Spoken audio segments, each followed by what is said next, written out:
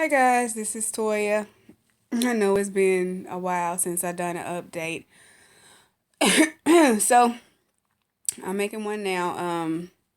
Just been busy and going through not no bad things, but just preparing for life changes and things of that nature. So I am pretty much, as you all know, those of you who've been following me, I am now in my 23rd week of pregnancy. A few more weeks, I'll be 7 months. So far, everything has been going, by the grace of God, excellent. There's the high blood pressure stays stable. There has not been any gestational diabetes. And I've only gained about 14 pounds. And it's all in really all in this bump here. Um, Actually, I'm quite surprised because, being almost 40, I didn't know what to expect. This is my first pregnancy for those of you who don't know. Um, it's just been absolutely amazing. There've been a few things, but it's just because the way I was built. Naturally, I have an enlarged bladder. I always had one. Um, and throughout the pregnancy, I've had a lot of bladder discomfort because my uterus is sitting right on top of it, and as it grows, it's putting more pressure. So sometimes I have a lot of discomfort. It feels like if you had a bladder infection, but the thing is, I have not had one UTI or bladder infection. So they just basically chalked it up to that. It's just my uterus expanding and baby growing and all of that stuff. So, once again, I repeat, I think by now most of you know that I am having a little girl. Going to name her Christian. And I do see a high risk because of my age. And they're the ones I have to prick my finger 4 times a day. Just to make sure my glucose levels are good and I don't develop gestational diabetes. I'm hoping now that I've been doing this for 4 weeks, I can stop pricking so much and maybe even drop the amount of times I have to prick because honestly, I had a video made for you guys a while back when I went for my 18-week checkup.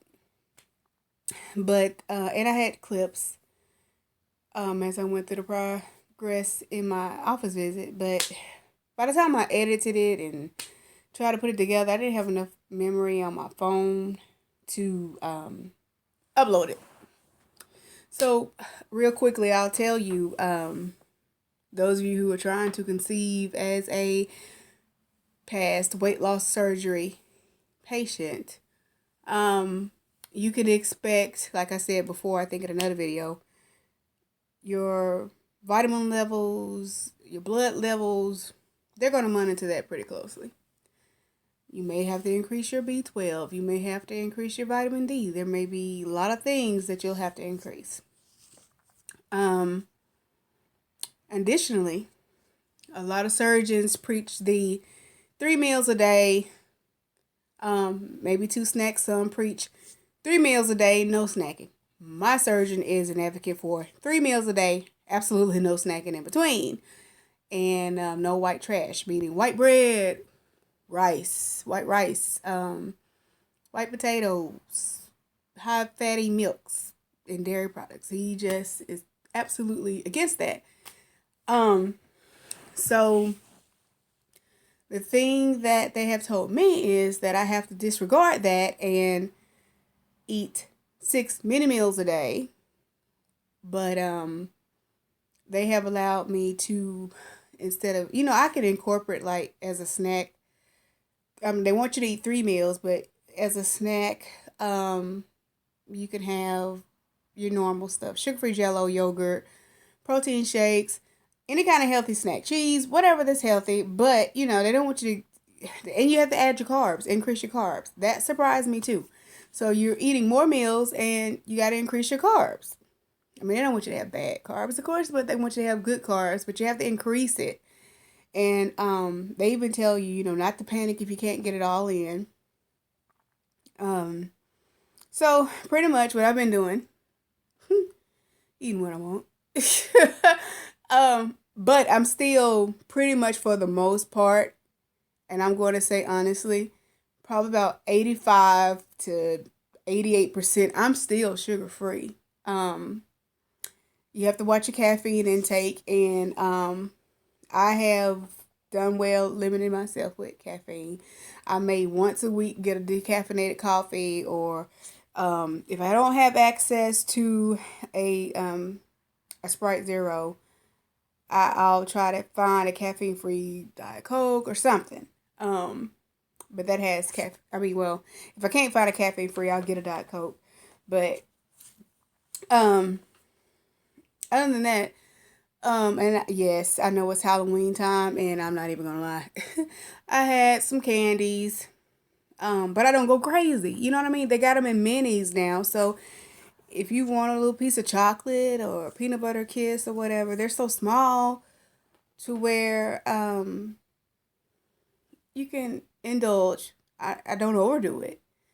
Um, as far as exercising, I just walk a lot more. I have those of you who don't know, a lot of you who've been with me know, I have a bad left knee where I don't have a meniscus or a ACL, so I have to be very careful with floor exercising and sudden moves, things like that, because my knee can shift or or whatever. So I do a lot of walking, not necessarily doing work hours, but I try to get up a lot more doing work, like going to the printer, going to the fax. I walk a good little bit to go to lunch.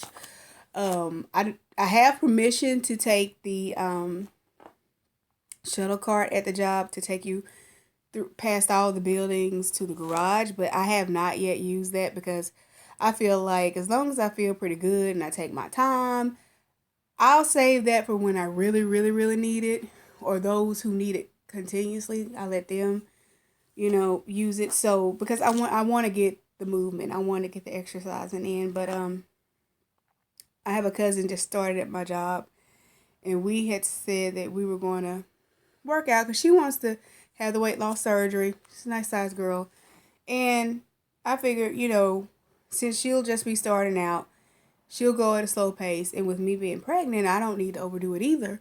So, I think it'll work out if we, kind of get some exercising in at the gym that's on the premises at the job. Um, Other than that, I have been trying to prepare myself for the sale of my grandfather's estate. Those of you who've been following me, you heard me talk about that too. And unfortunately, the public administrator that has been assigned to his estate after I removed my cousin and my uncle, they have decided that all the assets be sold, which this home that I live in is one of my grandfather's properties. And there's another family home that my grandfather actually lived in. And I was born and raised in. My mom was born and raised in. My uncles were born and raised in. Um, we're going to lose history. It's all going to be gone, sold. This home that I'm in, it's actually my my great grandparents' home. So because of greed and selfishness, we are having to sell the properties and divide the monies that come in from the estate in thirds. So I can't nest. I can't prepare my daughter's nursery. I can't plan because we don't know anything. We don't know when they're going to tell us we got to move or relocate. And we don't know anything. And the sad thing is we can't go anywhere without any money. So I don't know. They are aware that I am expecting. But can't hurt anything. So pretty much I've been just buying her things and preparing for her. My sister's been buying a lot, and another good friend of mine's been buying a lot of stuff for her. And some people have given this child so much. If you're on my Facebook, you guys have heard me say this. This child hasn't even gotten here yet and has No kidding, guys. 4 storage boxes, the plastic ones with the lids, of clothing and items. And she has 2 pack and plays, 2 bouncers, 2 carriers, 2 car seats, a booster. This child has so much stuff. It is unbelievable. But anyway, as far as, like I said, pregnancy itself, surprisingly, by the grace of God, for me, it has been a breeze. I am absolutely shocked. I actually went yesterday to the regular OBG because I see a high risk and a regular OBG. And I've been seeing where a lot of people on Facebook have been saying that just because they had weight loss surgery, they're automatically considered high risk. None of my physicians have told me that. I'm just going to be honest with you. The only reason that I am seeing high risk, it has absolutely nothing to do with my surgery. It's because I'll be 40 next month. In less than a month. I'll be 40 November 4th. So that's why I have to see a high risk. Now, they do look at the fact that you were at one point in your life obese. And you may have had high blood pressure. You may have had high cholesterol. You may have had diabetes. They look at that, which is why I have to monitor my glucose because they want to make sure. I mean, and this is with anybody. A normal woman who hasn't had surgery, weight loss surgery, they could get gestational diabetes. So, I mean, that could happen with anybody. So, I wish they'll stop saying that you're automatically high risk because you had weight loss surgery, because that's not necessarily true. Now, you are high risk if you conceive after weight loss surgery prior to the time they tell you to wait. Yes. In that aspect, you are high risk. And I understand that a lot of people had weight loss surgery to get pregnant and to lose weight, but you're going to have to be patient. You know, you need to let your body heal and do what it needs to do, get regulated, because we're forcing our bodies to do something it's not used to. I really want to emphasize and encourage people to wait the amount of time that your particular surgeon advises you to wait before conceiving. I know many of you may be in my position. You late 30s, you know, even in your 40s, and you feel like, hey, time is against me.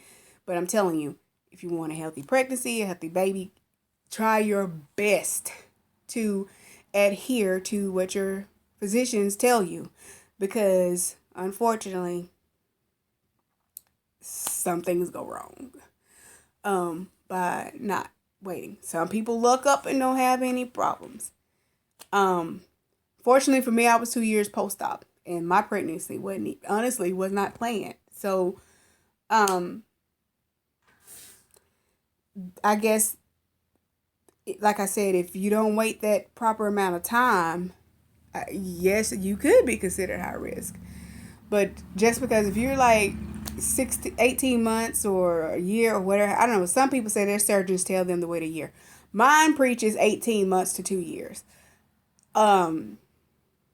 If you're beyond that point that they tell you to wait, I don't see why you should be considered high risk. But if you don't, yes, you can be considered high risk. I can see that. But I haven't had any issues. Now, dumping, it can still happen. My pouch still operates just like a pouch should. Now I will admit, when I first conceived, my appetite was off the chain. I was snacking and eating, and sometimes I was surprised I could eat as much as I could. And then I had food aversions. Second trimester, for some odd reason, my pouch started acting normal. I couldn't overeat. If I did, dump, puke, whatever. Heartburn, I haven't had very much heartburn or indigestion at all. Not much at all. I could probably count on one hand 4 to 5 times maybe, or less, that I had indigestion. And even when I had it, it wasn't unbearable. It wasn't like, oh my God, I got heartburn, Nothing like that at all. Now, like I said, I have dumped, but that's because I either ate too much or had a food aversion or something like that. It's still about self-control and doing the right thing. What else?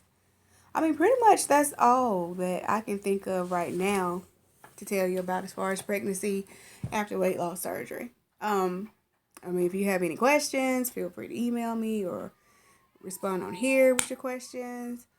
Like I said, I really haven't gained any weight. I'm all baby in the stomach. My thighs to me seem like they're larger, but it could be just the hips and stuff. As far as my shoulders and my boobs come back. That's a good thing. I was happy for that to happen. Of course, I've been told they're going to go away immediately after, which I'm not happy about that. I had a cousin who kept hers, so I'm hoping that mine stay after I have her. I was really upset about my boobs going away the first time I had this surgery. That was the first thing that left. But hopefully, they'll stay this time. I hope. I don't know. But actually, I had found myself getting more skin on my arms, so like I said, it's all in my belly. I mean, it's really all baby. Like I said, I haven't gained much weight, maybe 14 pounds. I fluctuate. The most I probably put on 20, maybe, if that. But I see 2 to 3 different doctors. I see my surgeon, I see my regular OB, I see my high risk OB. Everybody's scale is so different. It's hard to say. But honestly, truthfully speaking, I'm all belly. Everybody who sees me is like, you're all belly. And my face puffed up some. But other than that, haven't gained much weight. And for those of you who don't know, there's a group on Facebook, Pregnancy WLS. And it's a support group for those who are pregnant and after having weight loss surgery, and those who want to conceive. They're out there trying to get information. If you're on Facebook, just kind of, check that out if you're interested. See if you can get one of the members to add you. I'm on there. A couple others that's on YouTube are on there. Rhonda VSG and I can't remember her full tube name. Slim Sister, she's on there. So it's a few of us out there. And it's a pretty good and very supportive group. What else? And congratulations to Rhonda. She had her little one a few weeks back. And Slim Sister, she's about to have hers, I believe October 28th. And I'm due in February. I was told that she may come a little bit early because she was already almost a pound when I was 18 and a half weeks. She was almost a pound then. Well, I was 18 plus 5 days. And now I'm 23 weeks plus, I don't know. But anyway, I'm sure she's over a pound by now. So, and y'all keep Dee in your prayers.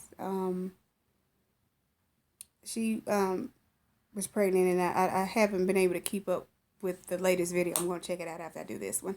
But keep her in your prayers. But like I said, the group is very supportive. And other than that, that's all that's going on with me. All you guys who recently had your surgeries and are doing well, keep up the good work. I am watching. Like I say, I may not always comment, but I'm watching. I am. When I'm not watching the labor and delivery videos and researching that kind of stuff or looking up baby gadgets and things like that. But I am watching. I pray that some of you guys stay on track. Because like I said in my last video, some of y'all are slipping and tripping early. But others, you're doing very well, and I'm proud of you. Just Some of you, I want you to be a little bit more patient with your weight loss because, like I said, everybody's not going to drop 10 or 15 pounds in 4 days or a week. It doesn't happen with everybody. It's just not being realistic. I was a slow loser, but when I went from 432 pounds to two something, and I went from a size 36 to 14s through 18s. I can still do my 16, 18s. The bottoms I had to go up only because of my belly, and I'm doing 20s, I think, but it's just my gut. So yeah, to me, in my opinion, baby, I killed it. um, but anyway, that's all I got for now, and I will check back soon. And like I said, if you guys have any questions, even if it's just about Roux-en-Y and being so far post-op, because people need to ask about that too. You're going to get to a point where you can eat, you can drink, you can do things, and that's when the real work is going to come in. It's not when you first have your surgery. It's after you get to the point where you've gotten in a routine and your body's gotten in a routine, and you learn, ooh, I can eat this, I can eat that, I can drink this. That's when the real work come in. So anyway, I'm not going to keep you guys any longer. This video is very long. It's 21. Take care. See you soon. Keep us all in your prayers. And have a good one.